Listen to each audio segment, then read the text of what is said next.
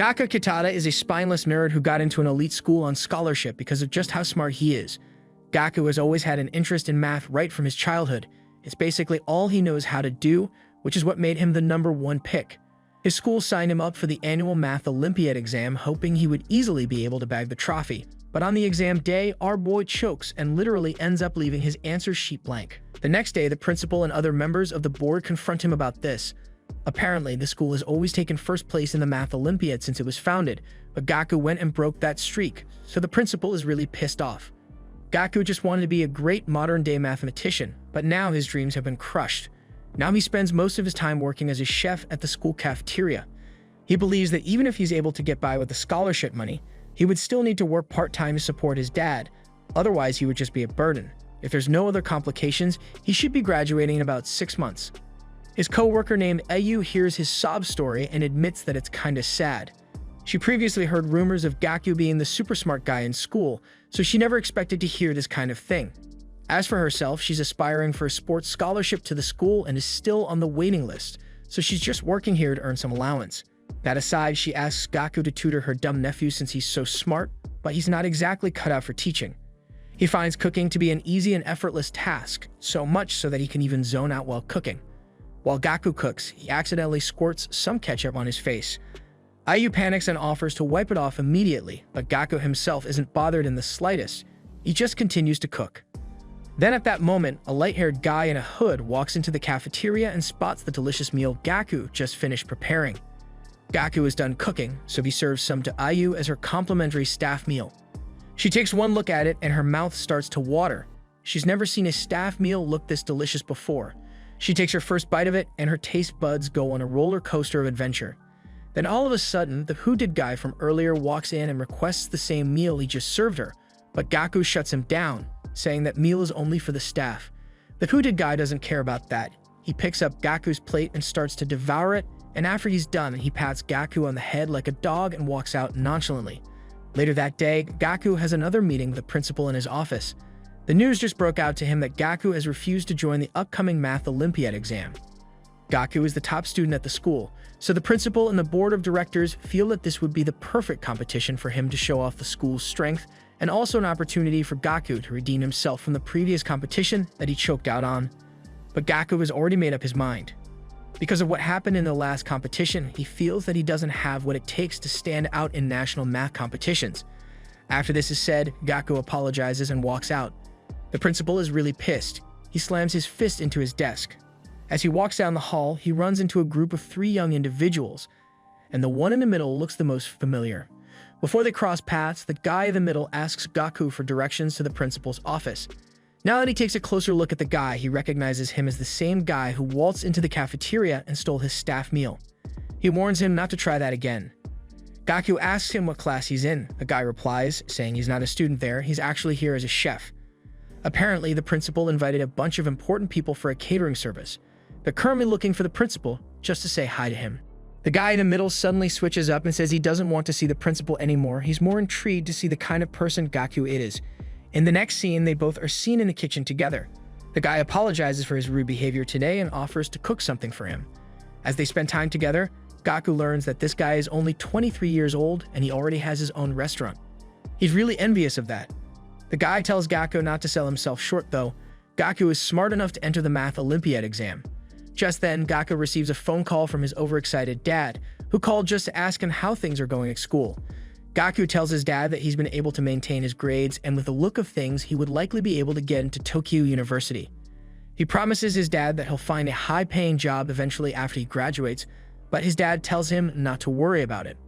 He wants Gaku to get a master's degree and study abroad. He'll find a way to pay for it. Gaku's dad knows just how much Gaku loved doing math as a kid. He believes it's his job as a parent to support his dream. The call ends and the light-haired guy places a bowl of Neapolitan right in Gaku's face. Gaku is surprised to see that the Neapolitan is already ready. But before he can dig in, the guy stops him and mentions that Gaku has really caught his attention of late, so he went as far as doing some research. All his classmates and teachers agree that he has lost his formidable aura ever since his incident at the exam. He looks Gaku dead in the eyes and tells him that he hasn't realized the amount of potential he has. Gaku finds this situation to be really uncomfortable, so he changes the subject and says he just wants to eat now. This guy spent so much time yapping that the Neapolitan he spent all that time making has become soggy. He plans on eating quickly and then leaving. Gaku takes one bite of it, but at the moment it hits his taste buds, it takes him on a roller coaster of adventure. How on earth could soggy noodles taste this good? Gaku has to know how this was prepared, so he asks him how he did it. Just then, a call from Ayu interrupts and he immediately gets up to leave. The guy walks away and looks back at Gaku, saying he thinks his Neapolitan noodles are better, which is why he specifically didn't use the method he did. Gaku is left speechless and in utter disbelief. The guy is just about to walk out, but before he does, he introduces himself as Kai.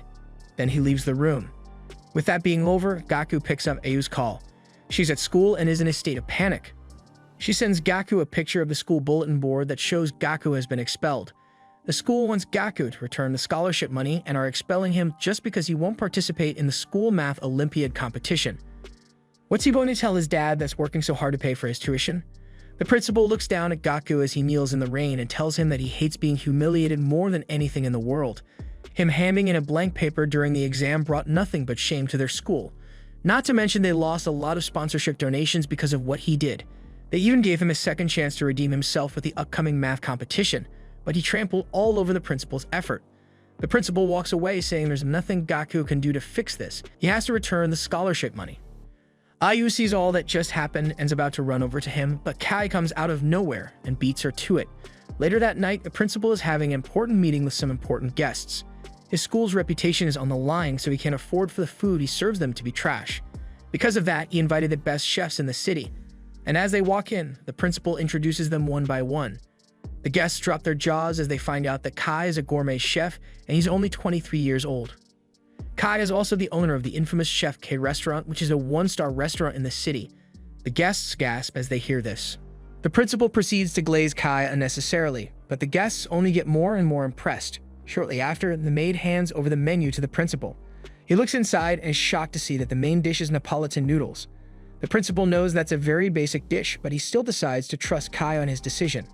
In reality, Kai actually kidnapped Gaku and is currently forcing him to make a large batch of the noodles. Gaku can't handle this much tension, so he has a nervous breakdown. He feels he's a nobody that won't amount to anything. He's not worthy of cooking for the principal's important guests. Ever since the Math Olympiad, he feels his existence is pointless. Aya sees that this is really getting to Gaku, so she suggests they go home, but Kai interrupts, saying that if he sits his ass down and makes some delicious Neapolitan noodles, he guarantees that it would be able to change his current situation for the better.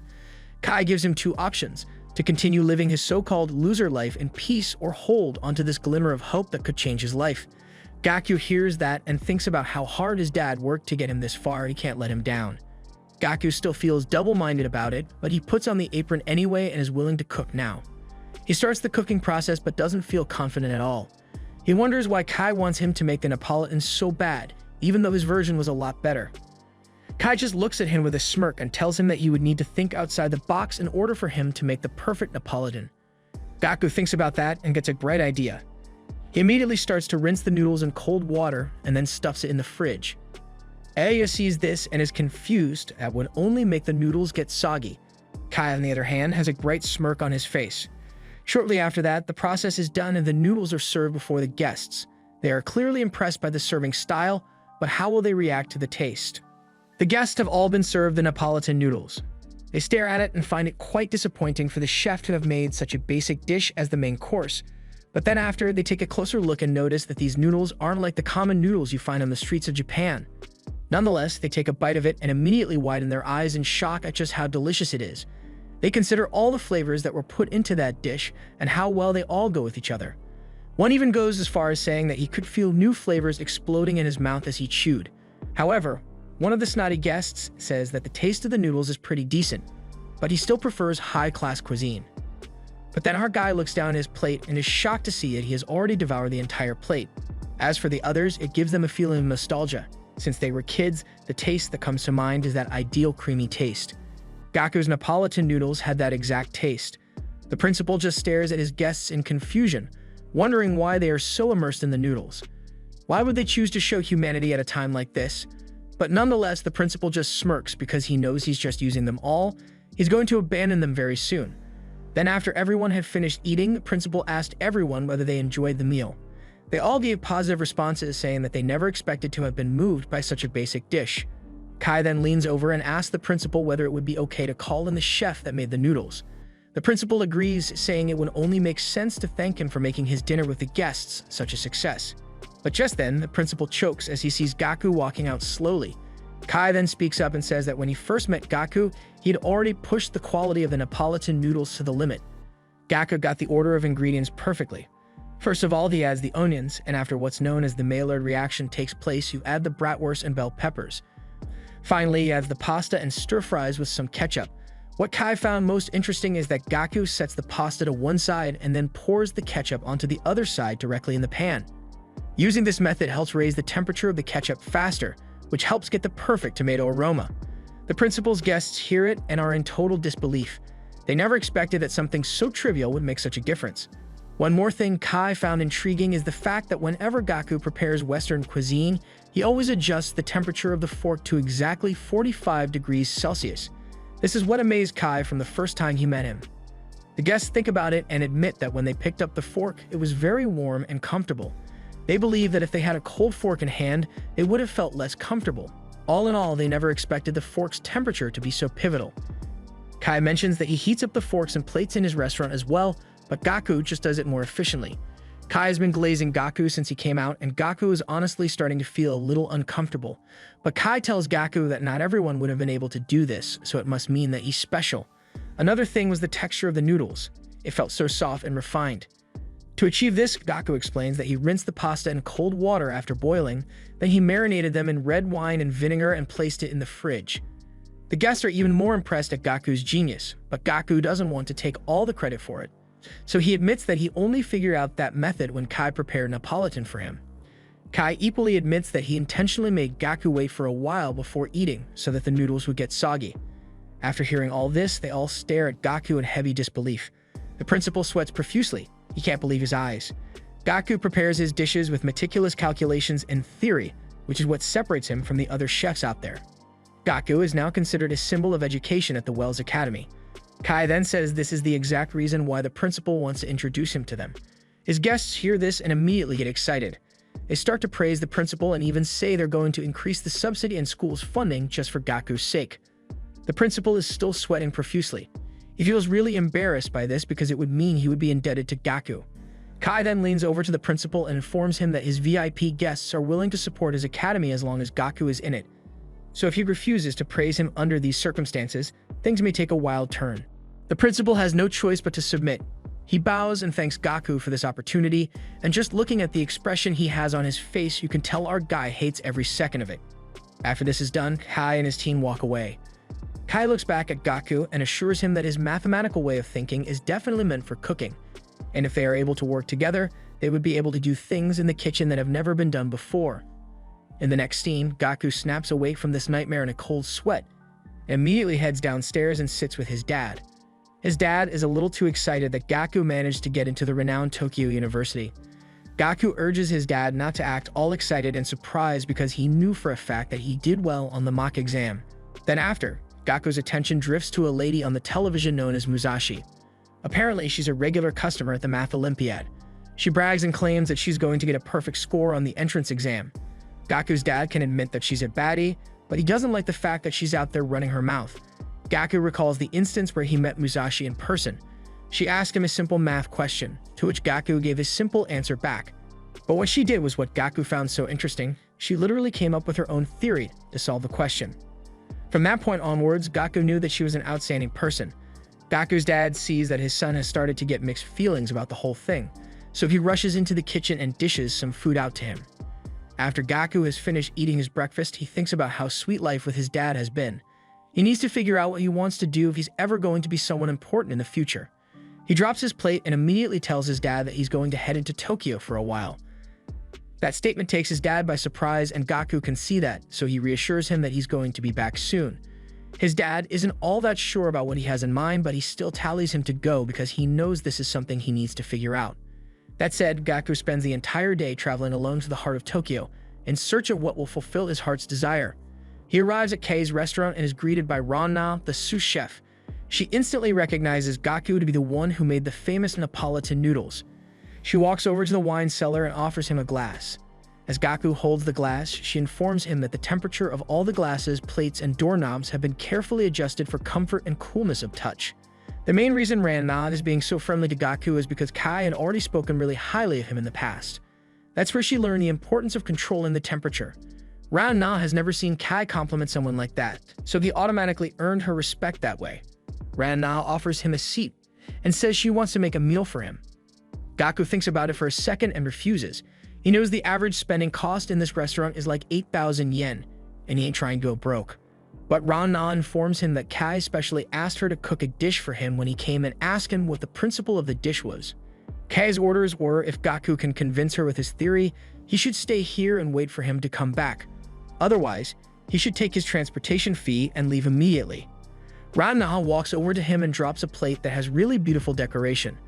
He's so shocked by the presentation that all he can do is stare.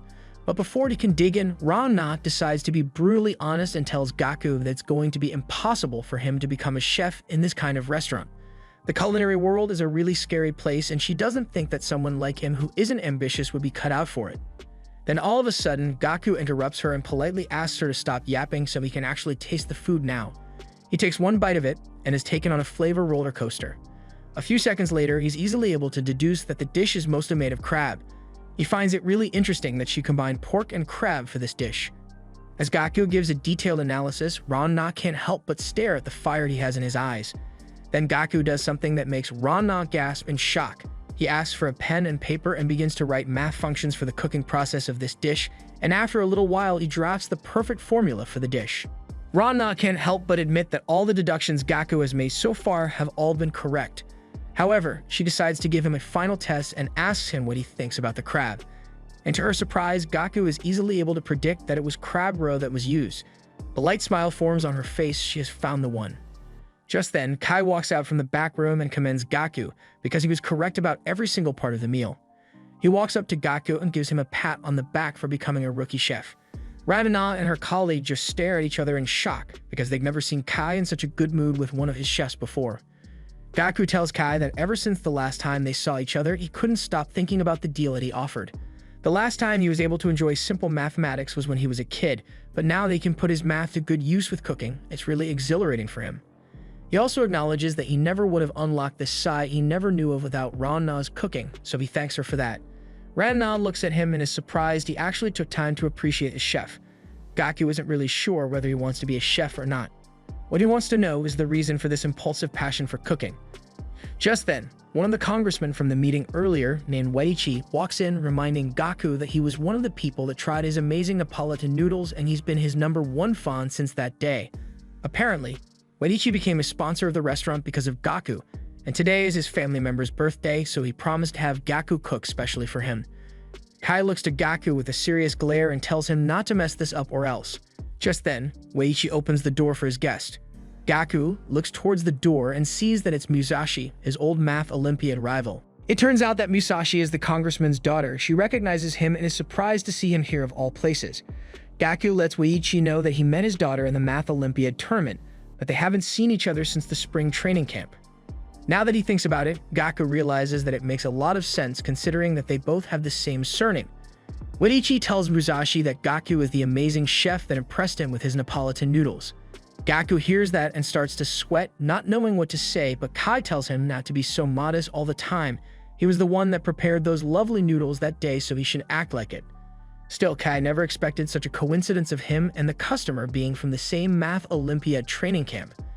Kai informs Musashi that Gaku makes his best dishes by using a mathematical way of thinking. Musashi hears that and gets shocked. She looks at our boy and asks him whether this means he's given up on becoming a mathematician. Her dad assumes that Musashi would be interested in food that's made in a mathematician way. However, she replies saying that ever since she was a child, she has always been interested in Gaku's mathematical way of thinking. The first time she met Gaku was at the Math Olympiad competition. One day, she gathered up the courage to walk up to him and ask a question. After getting to know him, she was so fascinated by the way he thinks mathematically. Back then, she claims Gaku was filled with unique problem-solving techniques. It looked like he was actually having fun while solving it. However, she doesn't have the interest in him anymore. When they both met again after a long time of being apart, she felt that his mathematical way of thinking had deteriorated to the point of utter boredom. With this, she believes that talking to Gaku from this point onwards would only have a negative effect on her intelligence. Moreover, she doesn't have the slightest interest in food, so she doesn't think there's any reason for her to stay here. She turns her back to leave. But before she can, Kai calls out to her and asks her why she claims to be such a great mathematician when she won't even try food made in a mathematical way of thinking. Gaku realizes that Kai is sticking up for him, so our boy turns that frown upside down and admits that her words did kind of hurt him a bit, but that's fine. His duty today is to cook for her and ensure that it's delicious. He asks her to think about it one last time about trying his food. She thinks about it for a second and finally agrees. Then she's seated with her dad and told that the food will be served to her in about 1 hour. Meanwhile, in the kitchen, Gaku is in a bit of a struggle choosing the ingredients to use for the meal. Although he's told he can use whatever he wants, the ingredients here are far too extravagant and he's not used to them. At the same time, Rana is at the front of the kitchen and is currently pissed off at Hoti, the sous chef, for always coming late to work. But Hoti defends himself, saying that he went to get the wine for the dish they're about to prepare. The fact that Gaku is totally ignored makes him realize that Rana was right about the kitchen being a battlefield. The vibe in there is so tense that he can't even ask why questions. But just then, something surprising happens. Kai offers to be Gaku's assistant. He believes that Gaku is still an amateur when it comes to preparing ingredients, but he still promises not to interfere with his ideas. Kai even says he wouldn't mind explaining the characteristics of the ingredients to him. He just wants to see him do his best. Gaku admits that would help him a lot. He plans on recreating Rana's cooking idea from earlier, so he asks Kai to tell him the umami value for each ingredient. Gaku gets surprised as he sees Kai start to write the value for each ingredient off head. Kai mentions that he just knows the approximate value for each of them. He has a general understanding of the other ingredients' characteristics that could easily be found on the internet. After he's done writing, he steps aside to show Gaku the board and says that the dish Rana made consisted of 2 umami flavors, inosinic acid and glutamic acid. He further tells Gaku that if you combine these 2 ingredients, he's confident that he would be able to make a dish that surpasses Rana's. Rana hears that and has a rather confused look because Kai has left out a very important part. Kai looks back at her and urges her not to say a word. It's a simple test he's conducting on Gaku. But just like that, Gaku figures it out instantly and says that there's definitely more than 2 umami components. The staff hear that and are shocked as to how he came to realize that. To achieve the kind of synergy Rana's dish had, there would need to be a 3rd umami component. That's his hypothesis. Meanwhile, Musashi peeks through the door to see how Gaku is faring in the kitchen. Kai congratulates Gaku because he just figured it out. Kai intentionally didn't mention the 3rd component because he wanted him to be able to think and come up with it on his own.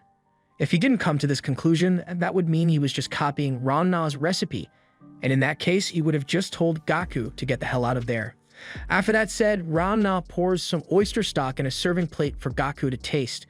He gives it a sip and almost chokes when he realizes that the formula he gave for the recipe just now doesn't add up. Rana tells him that this was a double trap set by Kai. The oyster broth was just added to mimic the synergy effect. It was just a pointless addition to throw Gaku off. Kai then speaks up and tells Gaku that for a mathematical brain, his idea is good, but his equation in the real world just doesn't add up. Gaku sees that time is running out, so he starts to panic. He even starts to get flashbacks of that time when he choked during his math exam. Musashi watches from a distance, and although she doesn't know much about cooking, she can see that Gaku is struggling, so she just walks out saying she's done here. Meanwhile, Gaku is focused on a high-class ingredient known as tilafish. Gaku believes tilafish would be the missing variable in his equation, and right as he says that, Kai smiles and says he just figured it out. Gaku writes down the recipe for tilafish, scallops, and prosciutto. That's the only shot they have right now. One of the staff comes to announce that it's almost time to serve the side dish, so they all work as fast as they can to prepare the tilafish. And after it's done, the waitress takes it to the guests to eat. Musashi and her dad take their first bite of the dish and instantly remain speechless at the taste of just how delicious it is. Her dad starts to get really excited because he sees that the perfect seasoning brings out the characteristics of the tilafish. He never even thought it would go so well with prosciutto. Adding rice at the bottom was the icing on the cake. It ties the 2 flavors present in the dish perfectly. This feeling is the same one he felt when he tasted the Neapolitan noodles, the same warm, familiar feeling. Musashi is still breathtaking. She asks Gaku what the name of this dish is. He replies saying this dish is known as okazuke. This was a dish that Gaku's dad often made for him when he was a child. However, it's mostly made on special occasions. Gaku realized that when cooking for customers, he couldn't rely solely on numerical umami values. He needed to trust his own judgment to achieve the best possible flavor. Musashi hears this and actually agrees with Gaku, saying that sticking to laws and values while cooking would only make your process rigid. There needs to be some room for flexibility. Kai then speaks up and says that cooking has nothing to do with the chef's subjective opinion, but rather the customer's subjective opinion. At the end of the night, they all escort the guests to their car, but before they leave, Gaku is informed that Musashi left her notebook inside the restaurant, so he hands it over to her. She instantly widens her eyes in surprise and snatches it out from his hands. After that, she just thanks him for the meal and walks away, all while having a cold expression on her face. As the congressman drives away with Musashi, he tells her that she shouldn't have given that kind of cold reaction to Gaku after he returned her notebook. That was a really kind gesture after all. But little does he know that she's actually been idolizing Gaku this entire time and has a photo of her and him together. Back at the restaurant, Gaku looks to Kai and kindly asks him to let him come and work here after he graduates. The time he enjoyed solving math problems felt like an abandoned childhood memory. He's finally starting to get that feeling back. However, Kai recalls that it was once Gaku's dream to become a mathematician, so he asks him what he plans on doing about that. Gaku says he'll find a way to convince his dad. Moreover, he can attend Tokyo University whenever he wants, but this is the only place he can find that kind of impulse. He wants to open the doors of truth in the cooking world. That said, Kai shakes his hand and agrees to his proposal. After graduation, the students are gathered for a general assembly. Gaku is now the talk in the school. He managed to get into Tokyo University, which is a university with the lowest acceptance rate in the country, but even after doing so, he dropped out right away. At the end of the event, Muomi heard about him dropping out and asks him whether this is something he really wants to do. Muomi secured her admission through the sports program to a university across the country. If he ever encounters any difficulties, she tells him not to hesitate to call her. Gaku's dad knows that his son diving headfirst down a path he's never been down will be difficult, and all in all, he wants Gaku to pursue his dreams. So before he bids him farewell, he tells him to do his possible best out there and not to forget that he doesn't need to go through hardships alone. He has a home he can come back to whenever he wants. With that said, they both say their goodbyes and Gaku hits the road. As Gaku sits in the car, he can't help but feel guilty that his dad wanted him to study and graduate at Tokyo University, but instead he only managed to get the admission. Gaku can't tell what the future holds, but he sure hopes that it will be worth it. This was the end of episode 3. Subscribe to not miss the next part.